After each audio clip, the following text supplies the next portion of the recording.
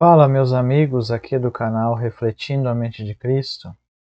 Muito bem-vindos a mais um estudo do Breve Catecismo, um estudo bíblico que aponta para as verdades bíblicas essenciais para a nossa fé. Um estudo também que não é muito comum nas igrejas pelo Brasil, mas que tem mais de 500 anos esse estudo, esse modelo, e sim, ele é base para muito do que é a teologia boa e bíblica para nosso tempo. Eu desde já convido você então para curtir, comentar, compartilhar e principalmente apoiar o canal se inscrevendo, abençoando esse trabalho. Então a pergunta de número 20: deixou Deus todo o gênero humano perecer no estado de pecado e miséria? Então, nós vimos nas perguntas anteriores a forma e a maneira que se encontra a humanidade. E essa pergunta agora nos traz a humanidade, então, na situação que está caída, foi deixada por Deus assim? Foi deixada de lado? Tendo Deus unicamente, pela sua boa vontade desde toda a eternidade, escolhidos alguns para a vida eterna, entrou com eles em um pacto de graça, para os livrar do estado de pecado e miséria, e os levar a um estado de salvação por meio de um Redentor. Então, a resposta é não. Deus ele não deixou a humanidade perecer, mas ele, através do seu Filho, lá em Gênesis já anuncia que da semente da mulher surgiria um que feriria a cabeça da serpente.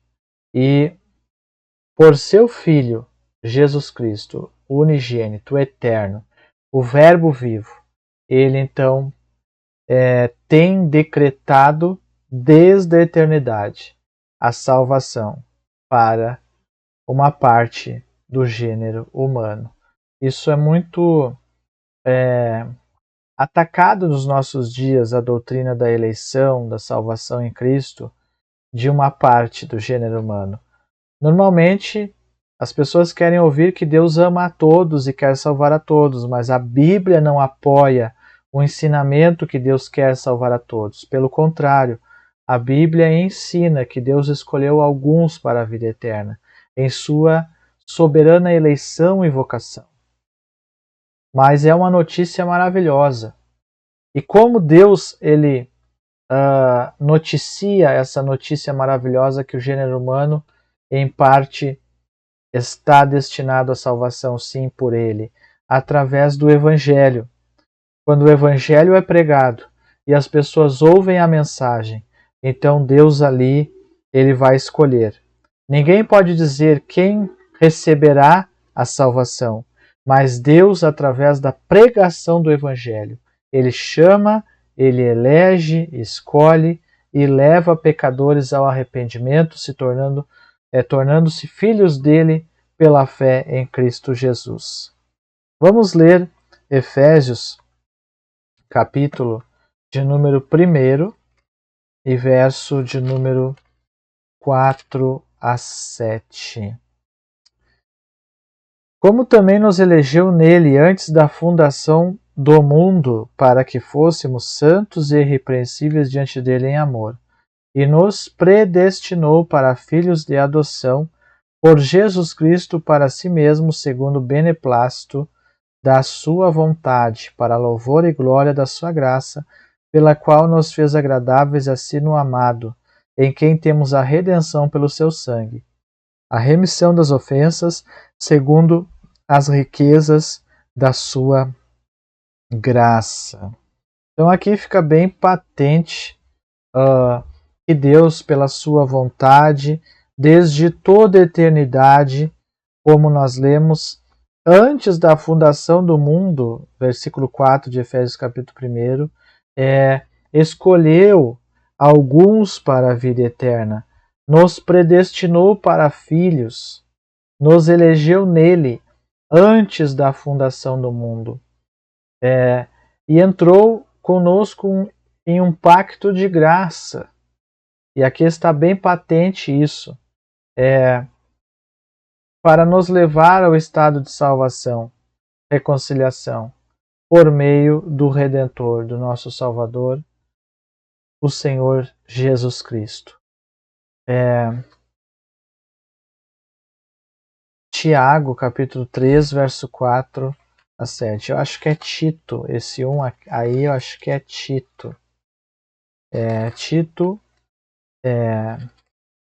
3, 4 a 7, que nos diz o seguinte: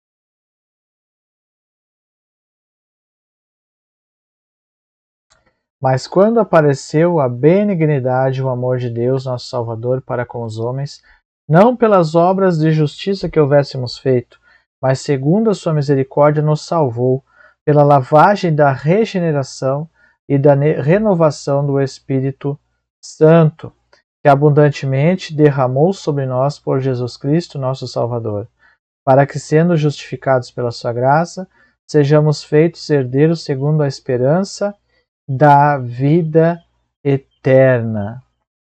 Então aqui também fala que o Senhor, em sua benignidade e amor, não por nossas obras, mas segundo a sua misericórdia nos salvou. Também Tito, verso 1 e 2.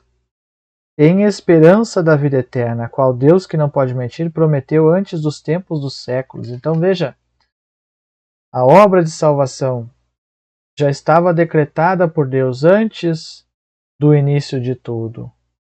Aquele que pensa que Deus ele foi pego de surpresa com a queda do homem está enganado. Deus ele não foi pego de surpresa, mas antes de todas as coisas acontecerem, o Senhor já havia decretado tudo isso. Gálatas capítulo 3 e verso de número 21, que nos diz o seguinte: Logo a lei é contra as promessas de Deus de nenhuma sorte, porque se dada fosse a lei que pudesse vivificar, a justiça na verdade teria sido pela lei. Então, a justiça poderia ter sido pela lei se a lei pudesse vivificar. Mas não, Deus tinha um plano muito maior. A lei apenas apontava o pecado do homem, mas o plano de Deus era muito maior e apontava para um Redentor perfeito para a sua glória. Seu próprio Filho, desde a eternidade, sendo o Cordeiro de Deus que tiraria o pecado do mundo. Romanos capítulo de número 3 e o verso de número 20, que nos diz o seguinte: Por isso nenhuma carne será justificada diante dele pelas obras da lei, porque pela lei veio o conhecimento do pecado, mas agora se manifestou sem a lei a justiça de Deus, tendo testemunho da lei e dos profetas, isso é, a justiça de Deus pela fé em Jesus Cristo, para todos e sobre todos os que creem, porque não há diferença. Então agora, Deus unicamente pela sua boa vontade, desde toda a eternidade, Ele tem escolhido um povo para fazer um pacto de graça com eles e livrá-los desse estado de queda e miséria, por meio de um Redentor. Por meio de quem? Nós lemos aqui. Por meio de Jesus Cristo. Ou seja, por meio de Jesus Cristo, pela fé, sobre todos os que creem. Essa é a obra de salvação que Deus preparou, porque não deixou a humanidade perecer no seu estado de pecado e miséria, mas tem, através do seu Filho amado, escolhido alguns para a vida eterna. Quem Deus leva a um estado de salvação?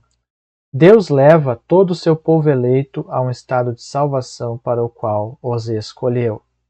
Então, a salvação é para aqueles os quais o Senhor escolheu. Quem são eles? Somente o Senhor, em sua infinita glória, poder e soberania, e sabe a vontade, sabe. Agora eu costumo dizer, todo aquele que tem fé em Jesus é um escolhido, mas não por sua fé que ele mesmo despertou em si mesmo, mas por o Senhor ter lhe dado essa fé, que já é uma obra do Senhor para chamar essa pessoa para o seu caminho. Quem são as pessoas que fazem parte do povo eleito de Deus? Os eleitos de Deus são aqueles que ele escolheu para a vida eterna, escolhidos de toda a eternidade por sua boa vontade. Isso também é muito interessante porque isso enaltece a glória do Senhor. Aqueles que são chamados pelo Senhor, eles não foram chamados agora, do nada, porque Deus olhou agora e disse: o fulano vai ter fé e eu vou escolher ele porque ele teve fé. Isso já é algo que leva uma autoglorificação da própria pessoa. Não.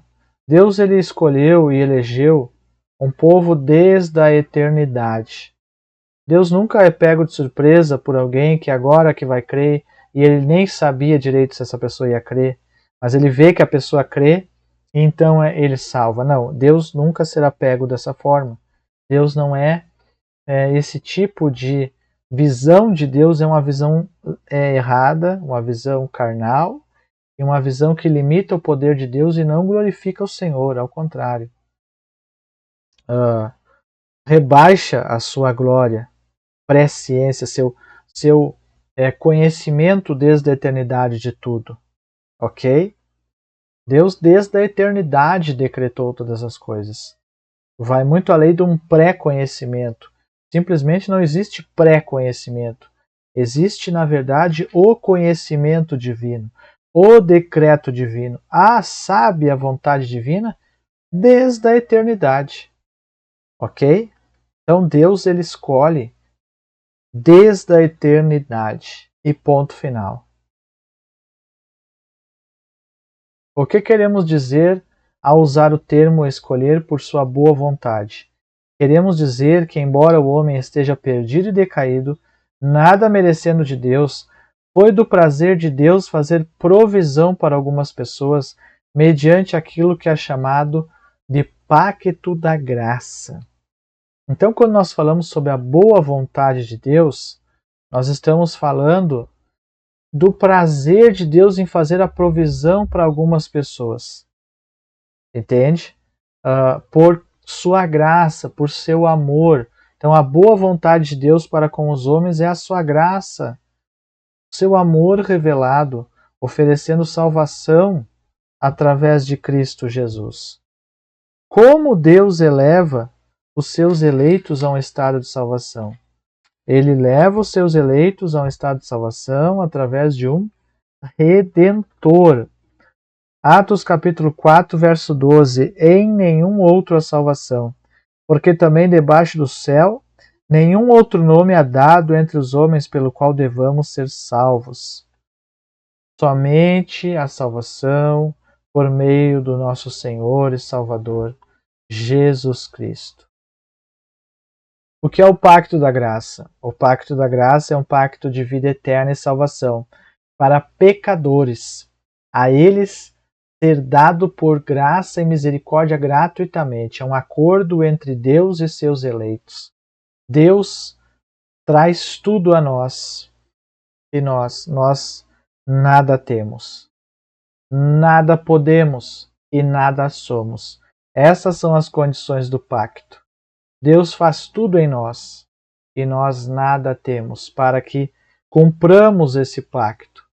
Deus nos dá a fé, Deus nos dá o Redentor para nós depositarmos a fé, a justiça através do Redentor, uma nova vida regenerada pelo seu poder através do Redentor.